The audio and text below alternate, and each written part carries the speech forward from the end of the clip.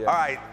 He wouldn't be on your list. You're right, Mark Reynolds would not be on this right. list. I want to give some love to Andrew Benintendi because he's having a nice start. He went 0 for 4 yesterday, but he's hitting .330 for the Kansas City Royals, and I think he got it was like forgotten man. Yes. Do you remember in 2016 when this Mark Wahlberg lookalike came up and kind of spurred them to the AL East crown? Yeah. He was dominant. And then 2017, he might have won Rookie of the Year if not for a guy in New York hitting 52 homers in Aaron Judge. Yeah. Overshadowed him. I mean, there was nothing he could do. But 20 homers, Now, this 90 guy should back leg. Yes. I don't 20 know, homers and 90 RBIs in 2017. And then 2018, you remember the catch?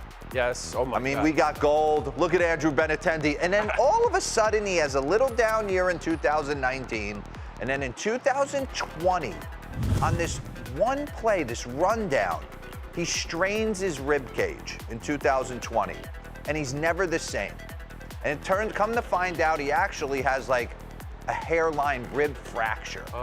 And then he just gets left for dead and let go and traded for Franchi Cordero to the Kansas City Royals. Dayton Moore makes a savvy sign. But one thing I want to take a look at, bring the first board up, Kapal.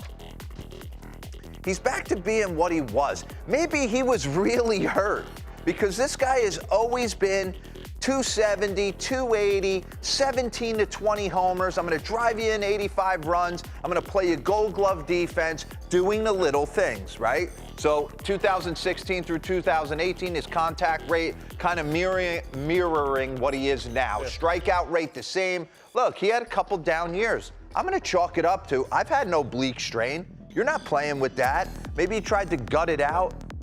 Hairline fracture in his rib, come to find out in the offseason, and he's scuffling. How about, let's talk about launch angle. Let's talk about getting back to hitting a ball up the middle the other way, doing what you do. Well, he's back. 2022, he even talked about it. Early in his career, he fell for the whole launch angle bit.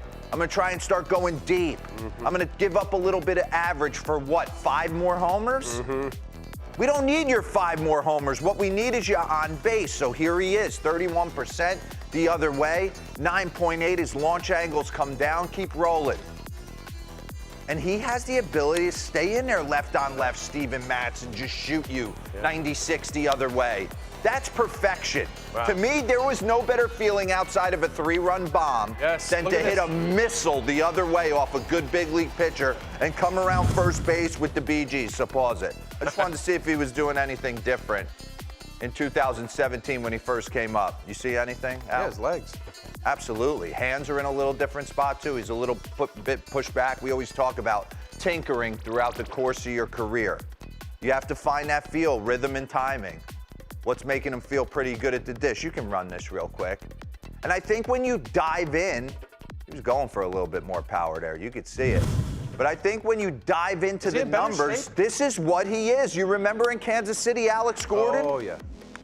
Defense, base running, getting on base, doing the little things to make a team better. I think they had visions he was going to be a 35-homer guy. Not that, but man, the numbers are pretty much the same.